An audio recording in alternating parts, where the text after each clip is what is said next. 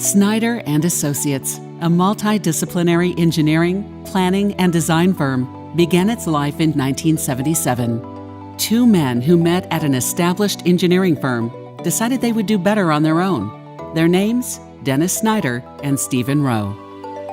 It was more strategy on how we wanted to operate as a firm and treat each other with respect than there was about, do we need to buy pickup trucks or survey equipment?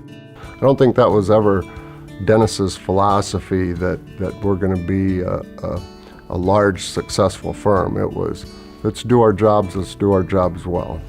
The reason why we ended up in Oskaloosa, Dennis had a loft in the barn that wasn't being used. It created space for just the two of us at the time.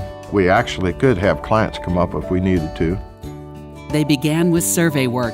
By July of 1977, the firm got its first break from the Polk City water treatment plant and the title of Polk City Engineer.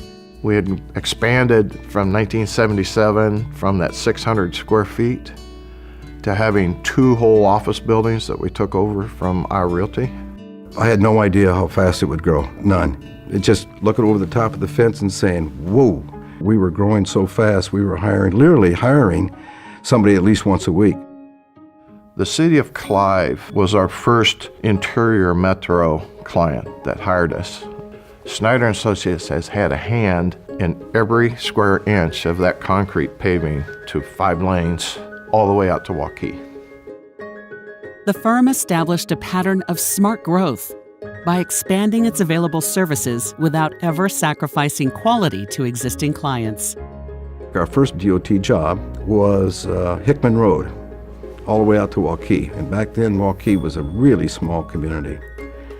And we got the first DOT job, and I was ecstatic. I remember being so proud. We then just started taking off with the DOT. Dennis' philosophy back then was, local units of government are extremely important to us.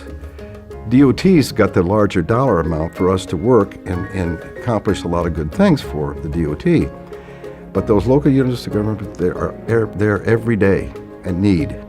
So we became city engineers for a lot of small communities. But on May 7th, 2001, the firm took an unexpected blow that went to its very heart. Dennis Lee Snyder, co-founder, company namesake, and a philosophical father of the company, was gone at age 56.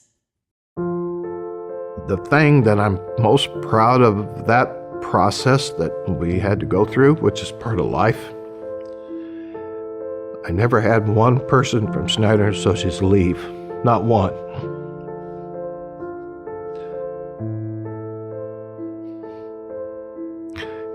It wasn't because they had faith in me to start sitting in the first chair.